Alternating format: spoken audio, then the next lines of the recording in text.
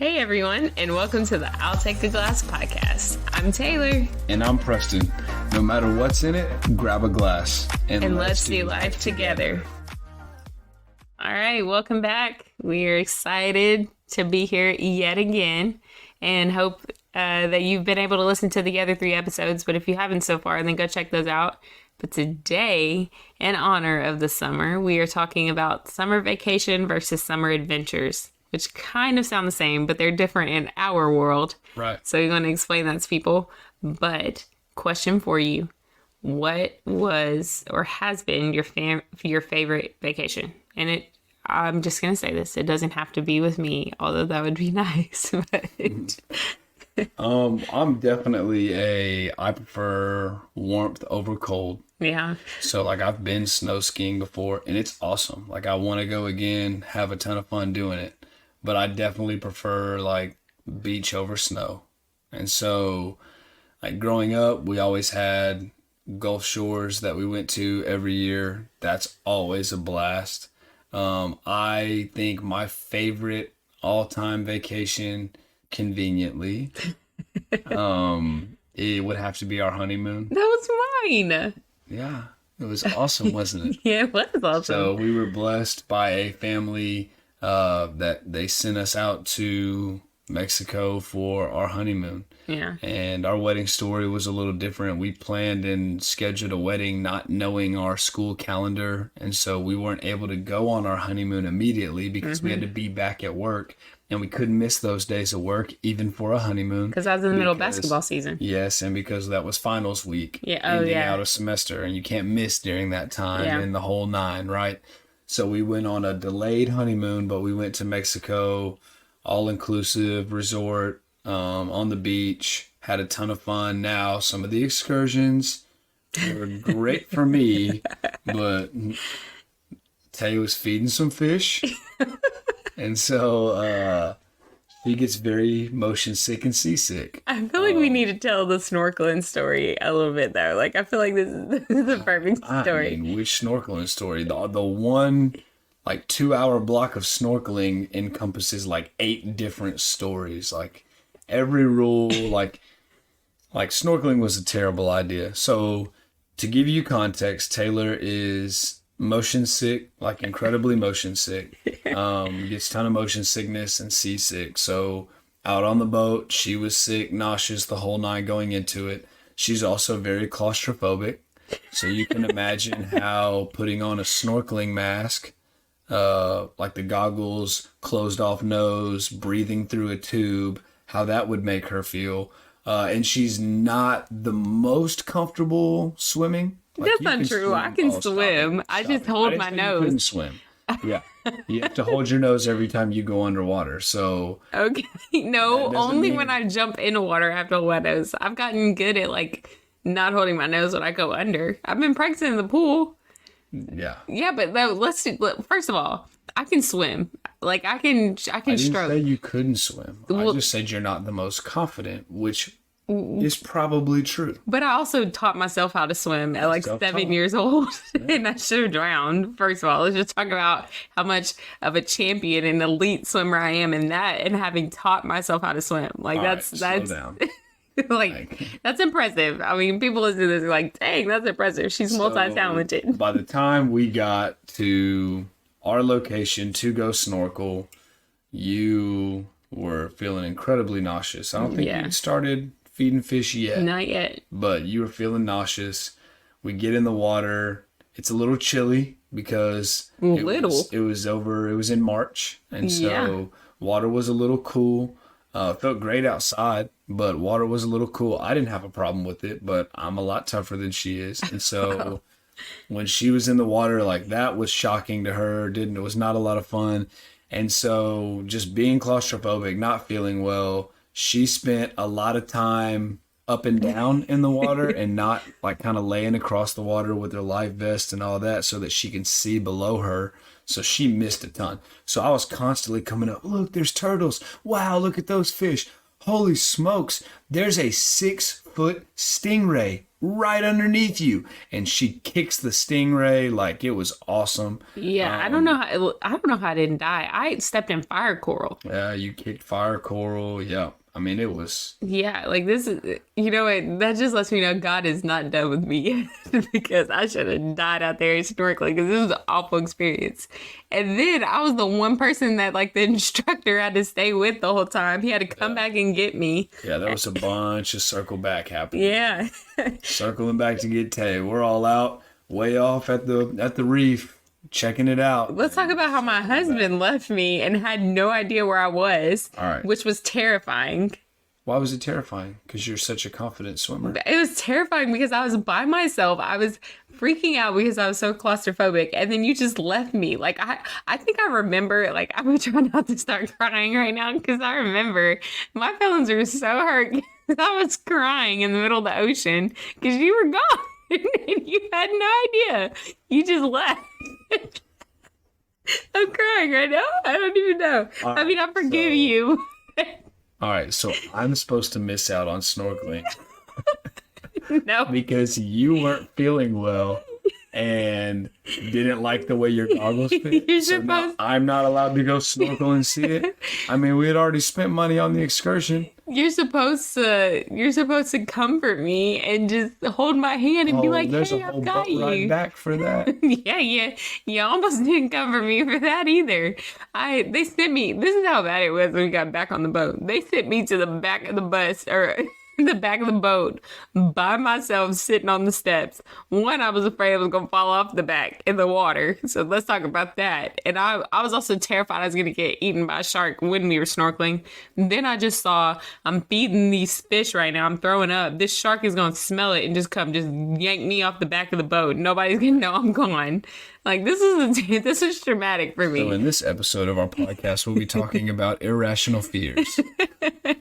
This is traumatic. Anyway, okay, listen.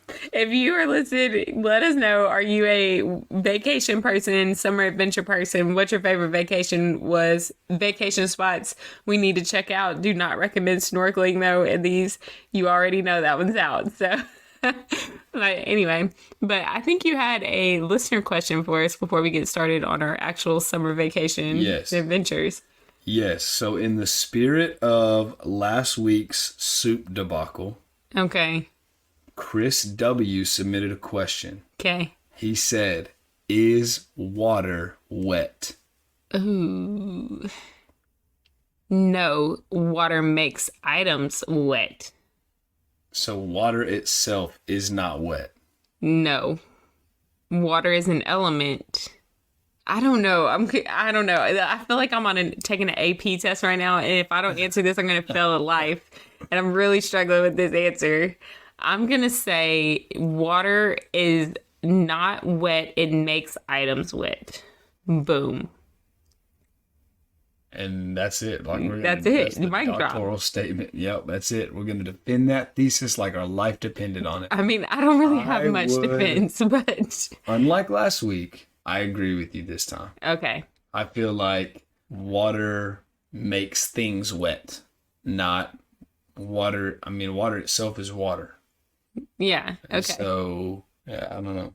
I feel like this is above we do not have PhDs. I think this is a little extensive. We might have to tap somebody in on this one. Yeah. So if you know the answer, let us know. If you have any thoughts, weigh in. We're ready to read and hear all arguments. Okay. But water is not wet. So let's talk about it. We do summer adventures right now. We stopped doing like true vacations. If you want to define it as true vacations, we love vacations. It's just harder because our kids are smaller. Right. But the main reason why we started doing summer adventures is, well, two main reasons. One is because we still work during the summer as coaches, but it's really not even that because we could take time off. But two, it's just because our kids are smaller, it's a lot harder to travel long distances with 3 small kids and go places in that sense. So we do adventures, which what that looks like for us is once a week we do something local and pretty much throughout that day for them. And we'll kind of give some examples of some things that we do. But then that allows us to come home and sleep in our own beds where our kids sleep better, things like that. I do miss vacations, like true long vacations, which we're going on one this summer, you and I, but the kids aren't going. Headed back to Mexico. Yeah, we are. We're going back to Mexico. So we do have those, but we started Summer Adventures and our kids love it, actually. Yes. So do you want to kind of touch on this a little bit? I think the biggest thing for us is one of the last times we went actually to Gulf Shores. It was as fun as it was to be out at the beach on vacation. Man, it was challenging. Yeah. And I think as parents, it's okay to say, like, it was hard because our kids don't sleep well. No. They don't. There's at this point, they get out of bed all the time when we put them down now. And so when we're in a different environment, and they, like, sleeping arrangements are different and they don't have their own space and they might be sharing a room with us or whatever the case is, they just don't sleep well. And so that just makes, especially like you look at a beach vacation, you're outside, the sun drains you, the activities of the day drain you. And then if you turn around and you don't sleep well, like for a 4-year-old, a 3-year-old, a 2-year-old, like all those young ages, like life gets tough quick. Yeah. And so we just decided as a family, all right, what's the best for us in our stage of life now to go on these vacations and continue to force that issue, or to where honestly at times we like it becomes challenging to enjoy that time together because it gets to a point where we're just at each other's throats because we get worn out. Yeah. Like, and we're exhausted. Or would it be better to do things that are local, that they have a blast doing, that we can call adventures, and then we can come home and we can all get in bed and wake up the next day in our home, and life is good. And so that just works so much better for our family. Now, we have friends that their kids go travel and sleep great on the road. And they go take their vacations and they go do that time together as a family. And if that's you, more power to you. We just had to explore other options kind of to make the decision for what was best for our family. And what's best for our family is definitely going the route of staying a little more local, not trying to avoid overnights right now, just until our kids get a little bit older, where they can understand a little bit better and they'll sleep a little bit better the whole nine. But then a lot of our friends who take their kids, they take their oldest and then they leave like one or two behind, which is fine. That's what they do. Right. It's harder for me to do that personally. I struggle. Obviously, I have some separation issues, but like this summer is gonna be hard. Yeah. But even when we went, like at the time when we went to Gulf Shores, Blakeland wasn't even 1 yet, and you and I both got extremely sick, like awful. Couldn't get out of bed for days because there's bacteria in the water or something. Yeah. And like it was awful. And then she woke up at like 4:50 a.m. on average every day, and it wasn't a time change. So like that was bad. And then I'm like, oh, it was probably one of the worst experiences outside of snorkeling that I've had. So that happened, and then but now they do so much better. Now, mind you, our kids are 4, 2, and 9 months, and so the 9-month-old hasn't actually been on an adventure. So we'll have to see how that works out for him. But so like some of our adventures, we go to the zoo. Yeah, they eat that up, especially kids love the zoo. Yeah. And they get a stuffed animal that they get to pick from the zoo every time. So that's like a little keepsake that they get to have. We go to what's called Typhoon, Texas in Houston, where we are.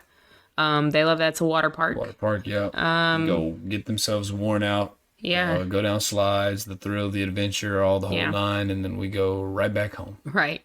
We have some museums down here that we've gone to before, children's museums. There's always birthday parties. But another thing that our kids love is going to the pool, and then we take them to try a new snow cone place after. It's like real small, but it spends all day. And even the best part about this is like we're at these places for like 4 or 5 hours, and then we get to come home, shower, do what we do, take naps, and then we wake up and we still have time together. And so we do fun things like that. So our adventures are local. We go to like local beaches and stuff like that. Yeah, too. Local beach. Like, we'll do stuff like that. Not Galveston, although I don't have anything against it, but it's gross. Okay, so you have something against it. I wasn't going to say that, but we have found other beaches nearby that we can go to, that we utilize. And so that has been better for our family. So we're definitely team summer adventure over vacation right now. But I think eventually it'll get back to vacations. For sure. I would say eventually we'll definitely get back to more of the vacation route where we're going out of state or just trying different things outside of our kind of immediate area, for sure. Yeah. And summer vacations are fake when you have little kids. Like, it's not a vacation. No, you're babysitting your kids in a new city. You're paying money to do what you would do at home. And even more exhausted and probably going to get some kind of bug, clearly, because we get sick. At least that's the case for us. Some of y'all are like, no way, it's so much better to go out of town. Like, great. Like, more power to you. That is not our reality. No, not at all.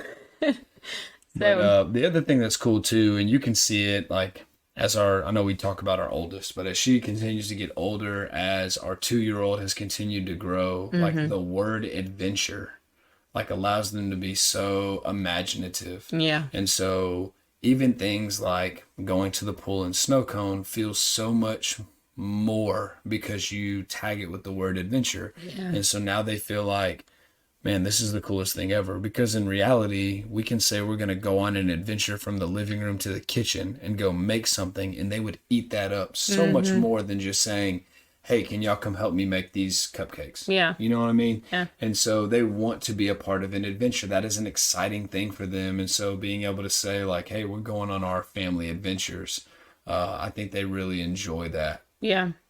Well, then another thing too is like we say this every episode, we're coaches. And so we still work during the summer. Yeah. Even some teachers are like, you were up here all summer. Yeah, I was working sports camps. We work sports camps that are week long. Mm-hmm. We work strength and conditioning camp that is, 4 days a week for like 6 weeks. But the fun part about that is, well, one, it's not as strenuous with those strength and conditioning camps because it's not all day. But our kids get to be a part of it. Like, we get to bring, like, Blakelyn will be with me all summer at strength and conditioning. At one point, she started picking up medicine balls and was, like, throwing it. And the girls are looking at her like, what? And at the time, she was 3. So, like, she has fun. So, we can take time off. We just don't right now and don't have to because we're doing the summer adventures. Our schedules are a lot more fluid in the summer. Yeah. And so there's a lot more space and freedom that we get to experience as it relates to our young kids. Right. And they get to go be a part of more and do more with us at work, which is really cool, really fun. Like, I know Blakelyn asks all the time, like, can we go work out at the school? Can we go work out at the school? And I'm not putting my 4-year-old through intensive workouts. So please don't call CPS on me if you're listening. She just enjoys that time. And I've heard, like, my dad has told me before, and I've heard other people say, like, kids don't spell love Love. They spell love Time. And so when you create a space for them and you block off time and give them time, that's where they feel the most loved. And so Blakelyn will ask me, Daddy, can we go work out so that we can have that time together? Can we go on a daddy-daughter date? I know she loves her time with her mama too. And so our summers allow us to do that a little bit more just because our schedules are a little more fluid. Yeah. We look forward to that. Yeah. And we block out days. So every Friday, because we don't work on Fridays, is a blackout date. And that's when we do our summer adventures. And then I would say as we go back to vacations, like, we will block out specific dates. Like, it's like, okay, we're just not going to work during these days because it's important for us to make sure that we're spending family time together. But then there are people listening who don't get the summer off. And so it's that same situation where it's like, okay, just decide what works best for you and your family and black out those dates and, like, make sure you set that time, one, for you to kind of reset, but also for you and your family to get that time together. And you say, like, every summer, like, these are the days or this is the time frame that I'm taking off so I could spend it with my family and we can go on our vacation or do our adventures and things like that. And so I think that's important. It's interesting. I'll hear people in my profession specifically, in our profession specifically, and I'm sure it is across the board, but I'll talk to a coach as they're getting ready to retire, and they never say, I wish I would have worked a little bit more. I wish Yeah. I would have done this for a little bit longer. I wish I would have worked a little bit harder. I wish I would have called this play a couple more times. I wish I would have done more here. It's always, always, always at the end of their career. Man, I wish I would have been home a little bit more. Like, I wish I would have spent some more time with my family. And so I think you touched on something that's really important, and I don't want to move too quickly. Like, there will always be time for work. You've got to be incredibly intentional about spending time away from work. And that's biblical. Like, that's Yeah. not just us talking and like, oh, take time off. You don't have to work hard. Like, Yeah. no, work incredibly hard. Like, hear us say that. Like, I think we both try to do that in our profession. Like, we try to work incredibly, incredibly hard. We value that. We value hard work. So you need to work hard. That is important. But you also have to give yourself time off. You have to give yourself space for a reset, space with your family, so that you can kind of come back to balance and make sure that your compass still has that true north, because it's like I said, it's biblical. God created the earth, and on the seventh day, he rested. So after he worked hard and after it was good and he had established that it was good, he got to a place of rest. And that's, I think, kind of what we're talking about. Yeah. And so in that same idea, vacations for us weren't rest because it was so challenging. And so that's where we got to this place of family adventures, because that's where we can find rest. That's where we can fill our love tanks and spend time with each other and have quality time with each other as a family, with our kids, with my spouse, and then get to the end of the day and feel full and satisfied and not dreading, here comes nighttime routine, here comes 4 a.m. in the morning, we got to be back up, and the whole nine. Yeah. I think that's good. I definitely think that that's a big takeaway and something we've learned. Okay. And then like, so at the same time, this could sound monotonous. Like, it's like, oh, well, we go to the zoo every summer, but we've also let our kids pick where they want to go and what they want to do. And so that's a fun element that you could add to it, is like, okay, so this doesn't always seem like we're doing the same thing. Like, what is something you want to do? Like, Laylan is really into animals and things like that and learning, and she wants to go to the zoo. Blakeland wants to go back to Typhoon. Like, so letting your kids pick, or even like daily things. We even say, okay, we're gonna go try new parks. Like, we always try new things as well. So we try to add those elements in, even if it's just something for a few hours. Like, we go try a new park. Like I said, we try a new snow cone place. We might try a new food place. We might do things like that where they can kind of decide and have some say so in it, because when they are involved in the decisions too, I think they have more fun. Right. Something else we're doing this summer that we started off with, Blakeland wanted to play organized basketball, and I told her not yet. And so then she asked mommy to coach her, to train her. So I get to do that this summer. So I'm super excited about it. Yeah. So she gets to train a little bit this summer. So we'll see how that goes. That's pending on her experience. But yeah, I mean, any other tips that you have? Like, what about you and I? Because childcare isn't the same. Right. Like, Blakeland's going to kindergarten. She's not going to be in daycare. How really, we don't even for sure know exactly how to navigate this quite yet. But what's one way that one thing we've put into place to help us still have time for each other during the summer too? I know we've talked, and she's 5 now, so she's stepping into womanhood. She'll be home alone, and we'll have that time where Come on now. I don't want people calling on us. Like, that is not true. We are not leaving our 5-year-old at home. We feel like her growth and development is such that we're going to leave Laylan and Ace here, and she'll be responsible for all 3. And so that really frees us up and saves us a ton of money on sitters. So we're excited. We're excited to see how it goes for us this summer. Totally joking. But no, I think, and you beat me to it, I was going to say, like, we spend a lot of time talking about family, and we spend a lot of time talking about kids, because that's where we are. And we came into this thing saying, like, this was going to be just a place where we can come be vulnerable, be authentic, and be ourselves, and kind of open that window or open the door to our lives. And so that's where we are right now. But we've been very intentional, like, to the point of budgeting for dates and having, so in the same way that you would black out a day and say, no matter what, we're going on a family adventure today, no matter what, we're taking our vacation time this week. We've done that every month just from a date standpoint, where we're going to set money aside and we're going to say, no matter what, we're going to take this date time. Because in the same way that a vacation and rest resets you, I think time with your spouse is the exact same thing. And so we need that time that we continue to date. I date my spouse. I date Taylor, and I love it. I didn't stop dating her because we got married. I look forward to our date times, and they look different every single time that we go. We are big movie goers. We love to go eat. We're foodies. But that's not the only things that we go do. Like we've been to like different like putt-putt adventures, like just different things. Like we just go try to experience in the same way that we try to change up our family adventures. We try to change up date night.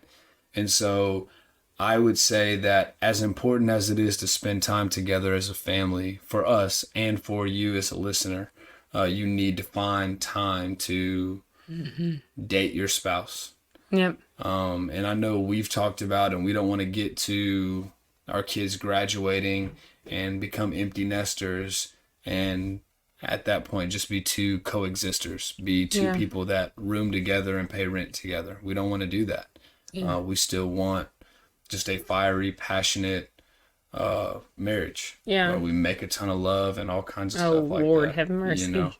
We just got to the point, though, where this is something we stopped compromising on. I thought you were about to say we just got to the point of making a lot of love. No. Like, good Lord, we're really letting them in, aren't we? No. Like, probably in, like, November, we were like, okay, we can't do this anymore. Right. Because we kept putting it off, and we realized the effects that it had on us. But we allowed our lives to be more important than each other in times, honestly. And honestly, like, I'm victim of it. I've allowed coaching and teaching to be more important than dating you at times. And that's unacceptable. And so that's why it has to be a non-negotiable for us. Like, no matter what, we're going to find this time to date.